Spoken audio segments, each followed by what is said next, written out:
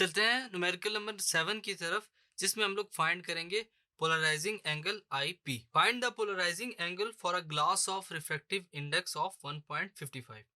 Given data है हमारे पास, refractive index of air and 1 is equal to 1, refractive index of glass and 2 is equal to 1.55। Polarising angle हम लोगों ने find करना है। So by using Brewster's law we can write as tan IP is equal to N2 divided by N1। IP किसके equal है? tan inverse of N2 divided by N1। By putting values we get, values put करेंगे, IP किसके equal होगा?